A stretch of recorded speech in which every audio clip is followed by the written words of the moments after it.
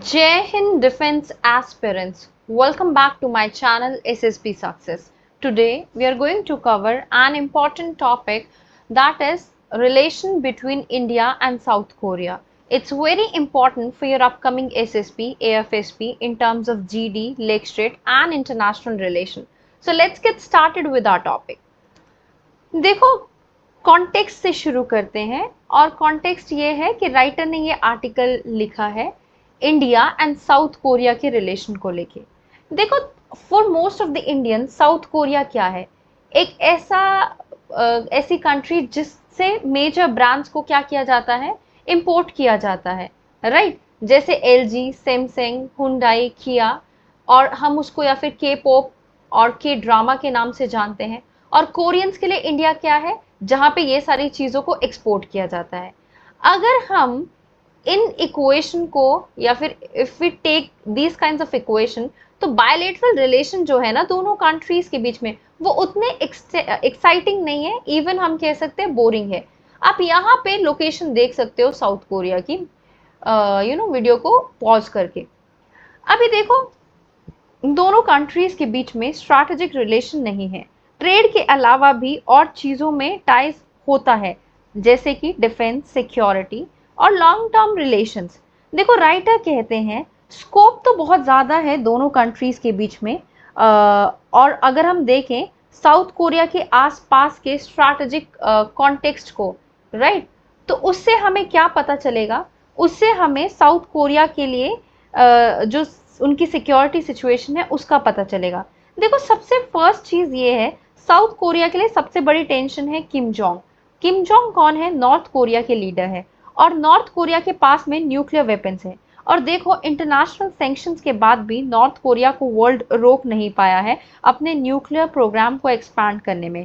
Even Trump जो अपनी president वो इलेक्शंस के लिए लड़ रहा है अभी, राइट, अभी उसमें भी जो डोनाल्ड ट्रंप है जो इलेक्शंस के लिए लड़ रहा है और प्रेसिडेंट के इलेक्शन के लिए लड़ रहा है, ट्रंप ने तो नॉर्थ कोरिया के लीडर के साथ समिट भी किया था। और एक बार ट्रंप अगर पावर में आ गए, ऐसा लगता है यूएसए फिर से नॉर्थ कोरिया के साथ कोऑपरेट करेगा। अगर हम देखें, रशिया का प्रेसिडेंट जो है व्लादिमीर पुतिन, उन्होंने भी अभी रिसेंटली नॉर्थ कोरिया की में विजिट किया, तो नॉर्थ कोरिया ने रशिया के साथ भी अपने अच्छे रिलेशन बना लिए हैं। इसके अलावा चाइना के साथ भी नॉर्थ कोरिया के टाइज बहुत अच्छे हैं। तो इनके थ्रू क्या करता है ना, नॉर्थ कोरिया अपने सैंक्शंस को अवॉइड कर पा रहा है, अपने न्यूक्लियर प्रोग्राम को रोक नहीं रहा है। ये सबसे बड़े चिंता का कारण है साउथ कोरिया के लिए। वैसे तो देखो, एक चीज है यहाँ पे देखिए, ऐसा है कि यूएसए ना गारंटी लेता है साउथ कोरिया की कि अगर कुछ हुआ तो हम रिस्पॉन्सिबिलिटी लेते हैं, आपके साथ हम रहेंगे वॉर को लड़ने में। लेकिन काफ़ी सारे साउथ कोरिया के जो थिंकर्स हैं, उनको ये लगता है कि यूएसए जो है वो हेल्प नहीं करेगा जब वॉर लाइक सिचुएशन होगी साउथ कोरिया की, राइट। अभी रिसेंटली देखा गया, नॉर्थ कोरिया डिफेंस एग्रीमेंट हुआ किसके साथ, सियोल के उसके साथ, रिसेंट रशिया के साथ नॉर्थ कोरिया का एग्रीमेंट हुआ।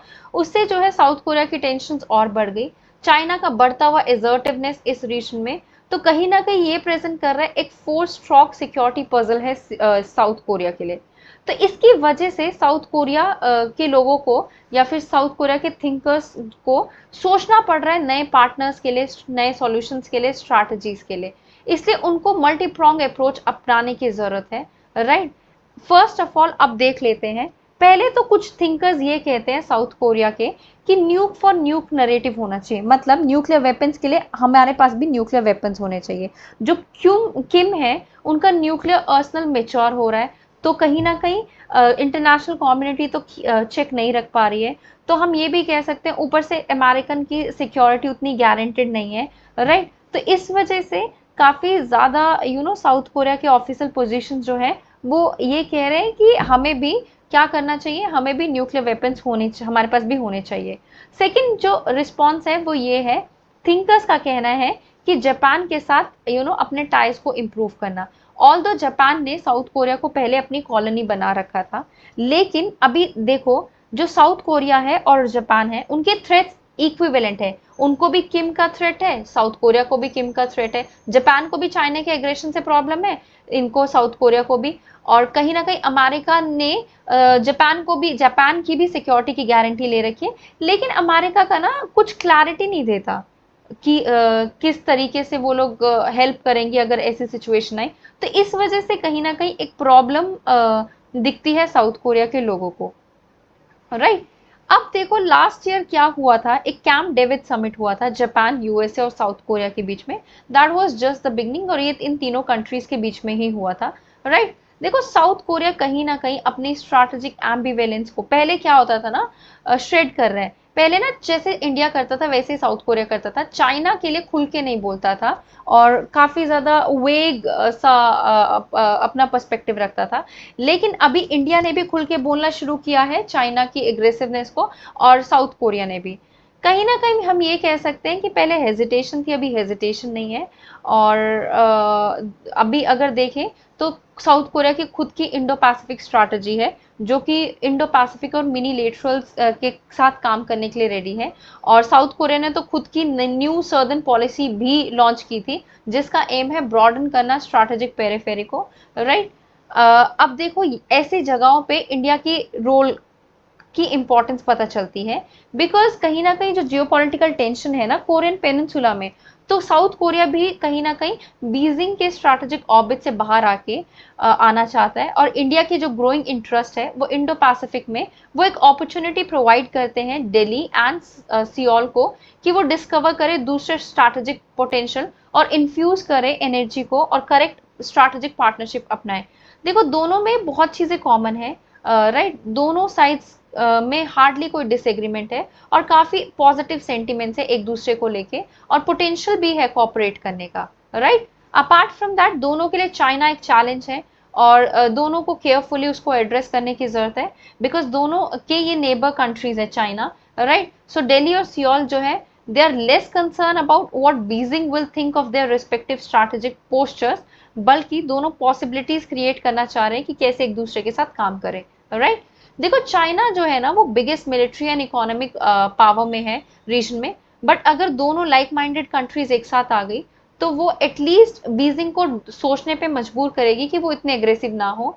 और कहीं ना कहीं ये चीज को भी हमें कंसिडर करके चलना चाहिए, विद और विदाउट यूएस। इस रीजनल स्टेट्स जो है इंडो पैसिफिक में, जैसे Australia, India, South Korea, Japan, अगर उन्होंने स्ट्रैटेजिक कंसल्टेशन की या वर्क किया एक दूसरे के साथ, वो कलेक्टिवली क्या कर सकते हैं, वो कलेक्टिवली चाइना के एग्रेशन को रोक सकते हैं, राइट। और फिर से अगर हम बात करें, दोनों कंट्रीज को अपने रिलेशंस को रीसेट करने की जरूरत है, और एटलीस्ट 4 पार्ट्स होने चाहिए उसमें। एक डीपर और स्ट्रक्चर पॉलिटिकल एंगेजमेंट जो अपग्रेड करे रिलेशनशिप को from current joint commission level to 2+2 format. Defence coproduction होना चाहिए जिसमें थर्ड कंट्री मार्केट का इंक्लूजन होना चाहिए, और most importantly joint India South Korea initiative on critical and emerging technologies, जो कि दिल्ली और वॉशिंगटन के बीच में है। और दोनों स्ट्रैटेजिक कम्युनिटीज को अपनी एंगेजमेंट को डीप अप करने की जरूरत है, एक पॉप अप कल्चर को टच अप देके, जिससे वो उनकी म्यूचुअल अंडरस्टैंडिंग इंप्रूव हो, राइट। सो जब साउथ कोरिया के डिप्लोमैट्स इंडिया में होंगे, so they'll be able to recreate NATO NATO. It's the only fitting that Indian give Gangnam style a shot. So it's a like phrase that a writer have mentioned, right? So guys, that was all. I hope you like the video. If you like it, do like it, share it, and subscribe our YouTube channel SSB Success. Your likes and comments motivate us to make more and more videos on time. Thank you everyone.